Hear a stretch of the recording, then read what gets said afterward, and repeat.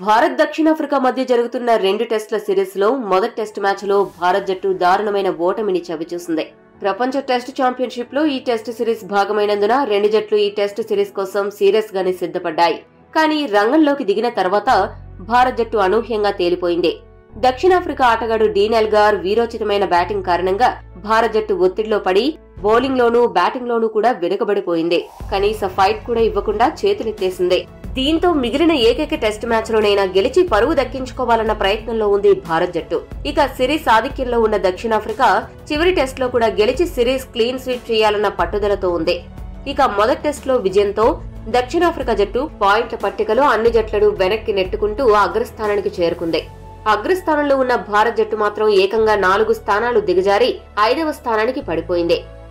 ఈ ఓటమితో అసలే పుట్టెడు దుఃఖంలో ఉన్న భారత్ జట్టుకు ఐసీసీ మరో చావు కబురు చెప్పింది.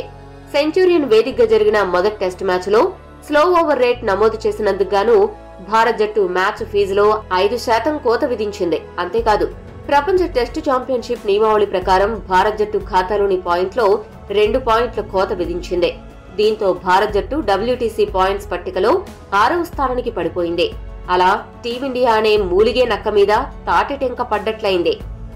వరుసగా 2 సార్లు టెస్ట్ ఛాంపియన్షిప్ ఫైనల్స్ చేరిన భారత్ జట్టు ఈసారి ఎందుకో అడుగడుగున ఆపసోపాలు పడుతుంది.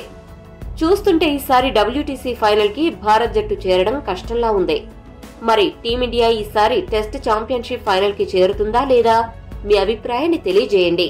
మరిన్ని అప్డేట్స్ కోసం మా ఛానల్ సబ్స్క్రైబ్ చేసుకోండి.